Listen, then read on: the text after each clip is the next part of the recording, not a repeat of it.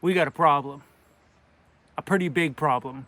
And I'm glad I noticed it when we got back to town to get fuel, and this didn't happen deep in the backcountry.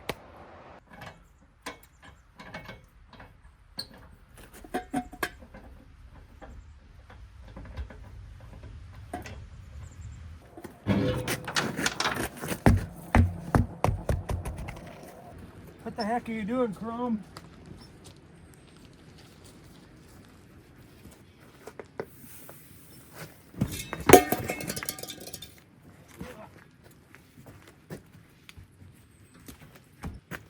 That's not where the spare tire goes, Chrome.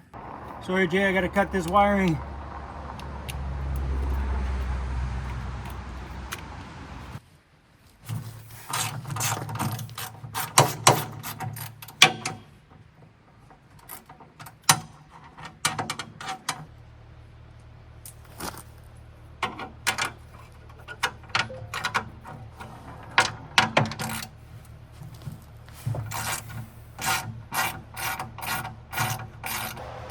$1. Where are you taking the box, Chrome? Cracked it right there, you see? Ripped it right out of the freaking top. It's tipped this way. That box was sitting out here. And I'm like, what the heck? And then I pushed up on it and it could rock back and forth and move a lot. I'm like, no. Look down there. It sheared it right off. I just messaged John from J5 Custom Vans and asked him if he had some time to take on a welding project. He said, sure, buddy, bring it on by. So we're gonna head down island and do that. It's about 3 hours and some from where I am right now, but John's got some time to get us in, so that's where we're gonna head. Just got to J5. Looks like he's milling his own wood down here. Check it out, he's got his own little mill. Well, that's pretty cool. So this is his new great big shop. So we're at J5 Custom Vans. John's here to save the day. And we're gonna pull this thing apart and take a look at it. And John was thinking that we just reinforce the entire back plate so this thing can take a ton of weight. Ugh. Boy, am I glad that thing didn't fall off on the trail, man. It's kind of wedged in because the holes aren't great. You can see on my factory one that these are, they've had a hard time before.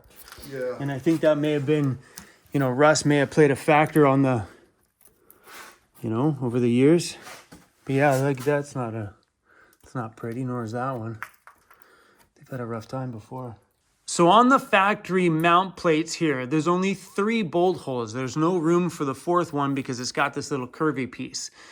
So that puts all the pressure on this top one. So all that downward pressure on the big bumper system that wants to pull backwards puts pressure here, knocking that one out.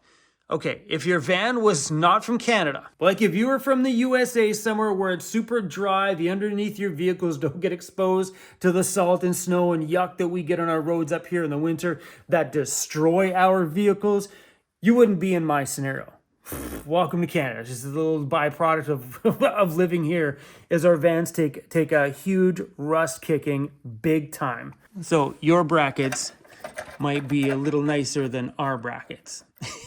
Okay, so looking at this same point on the other side, this one here is starting to split too. But as you can tell, these holes are not in good shape. Like that's not at all from this run. Look at this, even that one's all knocked out and chipped in the corner. These plates have gone through a hard time in its past. They should look like that. Look at that perfect little hole. Yeah, no, these are just all blown out. So this one, without a doubt, in no time would have busted out too. Thankfully, it didn't happen way out there in the bush, and that thing sat on the trail back there. Could you flip and imagine? I'd cry.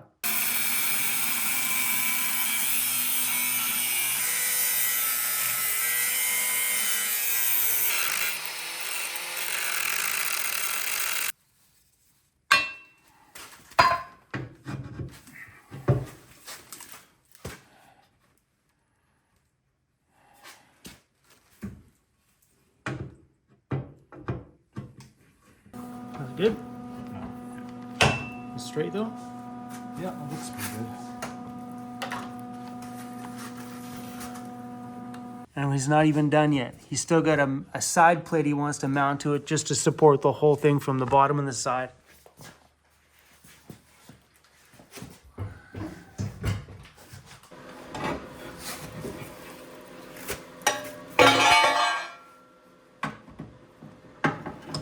Is it flush on the top edge?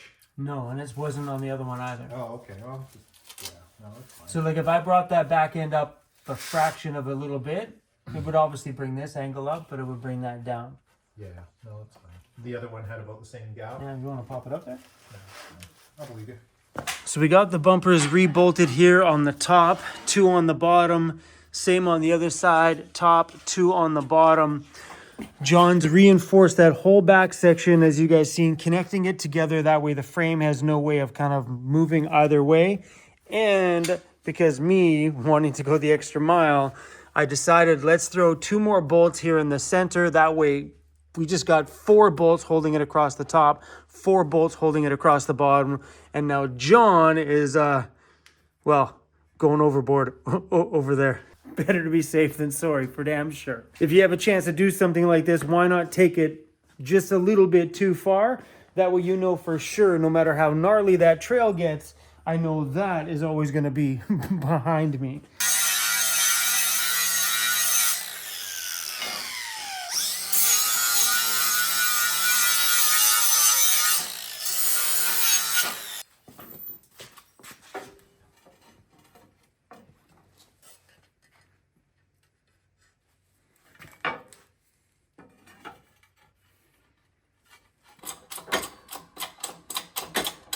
It's easy to overdo it. Perfect. Money. A little bit off. I'm walking around the building here looking for Cruzy. I'm like, where is this guy? He can't go very far. Look where he is. What are you doing, buddy? What are you doing in there, bro? You done with all the noise in the shop? This is the yard van. This is what he uses to haul things up and down. What are you doing? It's okay. You can hang out in there, bro. My dog is a flippin' nut. I'm outside looking for Cruz. All over. I walked all around the shop. He's sitting inside of your shop van out there. In the front seat, just sitting there. Yeah. I can't believe my dog's in this thing. So, John, Cruzy, you're so funny, bro. So, John has this van here. He uses it to go up and down to the house and back.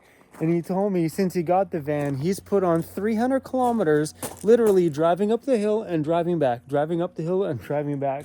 But anyway, I want to show you guys a van that's sitting out here. John told me he got this and took it on his little project, built a little home inside, and he's actually has it up for sale right now if anybody's interested. It's a Chevy something, 2500. It's got some dings and some nicks on it. Looks like it was a spa and billiards van. Yeah, he's got a set of tires and stuff he wants to throw on it, but oh, dude, it looks good in here. But he built a little home on the inside. Oh my gosh, I love this. And I really like the layout. So cool to have cabinets on either side of the bed and then your bed in the middle. Cupboards. My gosh, this is awesome. So yeah, if anybody's looking for a van, John's got this up for sale right now. Oh, I like this. Little compartment here right on the back of the thing so you can get to the back of your kitchen stuff. Oh, a little sneaky little compartment down there. Oh, guys, you know, I've never once really been a fan of going this way, but I think this changes my mind.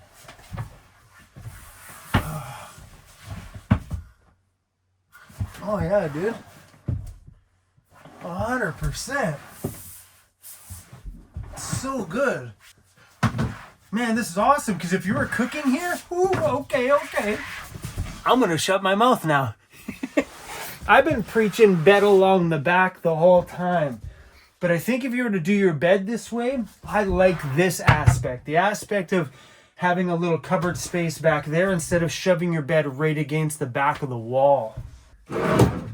Like, I think if I were to do something like this, I would make sure that right below this first line of drawers, there was a pull-out desk. So I could pull out here, sit down, edit my video, and or cook, kind of making this my dinner place, and slide it back in. I'm really, really liking this layout this way. Oh, gosh. Okay. So to everybody on YouTube that's always said, put your bed this way. Yeah, I like it. I also like the way John does his cabinetry with this little curved bottom on it. I really think that's slick. But when I was lying down in bed, I realized that he has a frosted track here. So that will be LED lighting in that track. Super slick. And this is the same stuff, I think, that I did on my walls. I think it's from a different company because it feels different. But yeah, smoking good. But anyway, John at J5 Custom Vans has this van up for sale right now. So the only thing left he said he has to do in here is to run some electrical stuff. I'm not sure what he's doing for electrical, but he will be putting a small electrical system in here as well too. That way this thing is literally just like put the keys in it, plug and play, you're good to go. Another sneaky little drawer right here. Look how long that drawer is. That's wicked. Come on, seriously. The storage in here is bonkers. So there's like probably 15, by the time the electrical goes in, $20,000 worth of cabinetry and van build in here. And John will probably do something small like a 100 amp hour battery and a basic electrical setup. That way it is functional and useful. But yeah, man, like, seriously. I think John was saying it's got fairly high kilometers on this thing, but it runs really, really, really well. So pretty much, if you snag this van for $15K, you'd pretty much get the van for free and you just pay for the build. That's awesome, man. I dig it. And over here is an old school Chevy van. And yeah, he's been just doing a tiny bit of work on it. He wants $5,000 for the van. It's got a super basic build on the inside. It's got a little wood stove in here. Yeah, it's good, like really rustic, like a cabin, like full wood floors. Full size, that's like a queen size bed in there. I guess this belonged to a girl before. A little storage space above here. Sorry for the lighting being so bad. That one latch shut there. Got little kitchen cabinets and stuff here. Some storage underneath the sink here. Yeah, and a little baby wood stove and a little access to get into the front. You'd have to be pretty small to get in there, but... So, John wants $5,000 for this van. If anybody's looking for something. Hey, was it the passenger fender you painted? It looks good, dude. Dude, it looks good. So there was some damage and stuff over here, so John just fixed it up. But that bodywork looks pretty good, bro. Maybe John will have to come over to my shop and do some bodywork. Yeah, so if you guys are looking for something rustic and old school, it's got some solar up there, a little roof vent in the back. It's got the high top. $5K, not bad. It's got 100 watts of solar and a decent battery because it hasn't gone dead in 2 months and it's been on here. Wicked. I think Cruzy wants to buy your shop van. Oh yeah, that's my favorite van.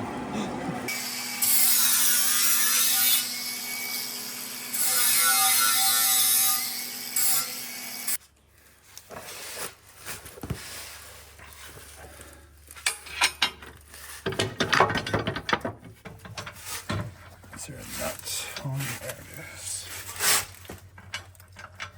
So here's the great big overkill support that we did on the bottom down here. It's hardcore. So it bolts to the frame, comes down. It's got an angled piece on the back there for support, comes up, attaches to the frame over here. So any downward pressure at all from the bumper gets taken by this here, which is bolted to the frame. Bro, I don't think that thing's moving anywhere. There's a point about fixing it and then make sure it never ever happens again. That's the way I look at it. I mean, sure, you could fix up the bolts and be done and be on your way, but why not take that extra step while you have the chance to take that extra step?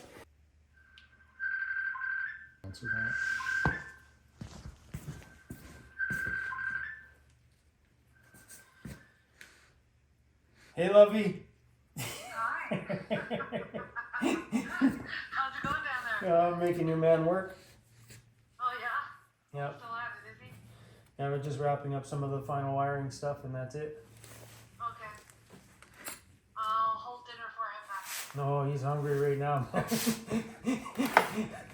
I can hear his tummy from up here. Those are the other support brackets. I'm going to take these back to my shop. We're going to give them a nice coat of epoxy primer and a nice good top coat.